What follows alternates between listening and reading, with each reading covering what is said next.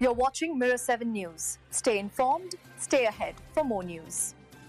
Big news has dropped in the AFL world, and it's centered on Melbourne's veteran defender Stephen May. The Demons have reportedly asked the 33-year-old Premiership star to explore trade options, despite the fact he still has a year left on his contract. This move is seen as the first real sign that change is coming under new coach Stephen King, who was only introduced earlier this week. Now, to put it into context, May has been one of the pillars of Melbourne's backline since joining from the Gold Coast Suns, where he was once co-captain. Across his career, he's racked up over 250 games, including being a key part of Melbourne's drought-breaking 2021 Premiership.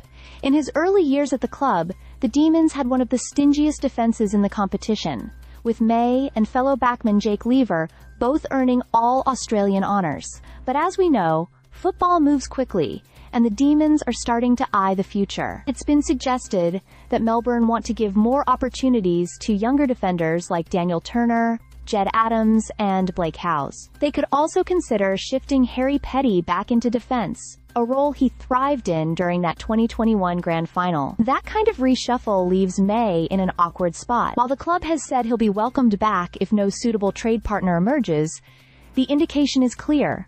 Melbourne are ready to move forward with a younger core. Of course, May's time at Melbourne hasn't been without its controversies.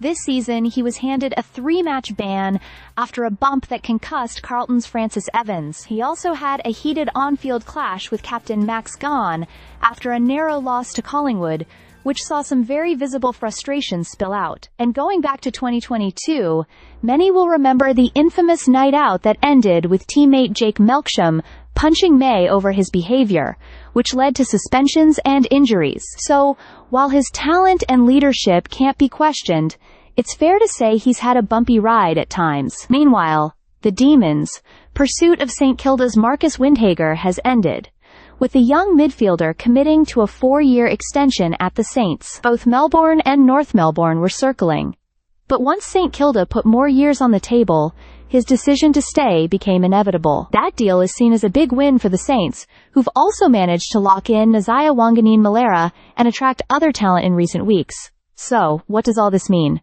For Melbourne, it looks like the start of a transition phase. Stephen King has made it clear he wants to keep his superstar midfielders Christian Petracca and Clayton Oliver, but the decision around May shows no one is completely safe when it comes to reshaping the list. For May himself, the coming weeks will be crucial, whether another club takes him on for his experience, or whether he stays put for one final season at the Demons.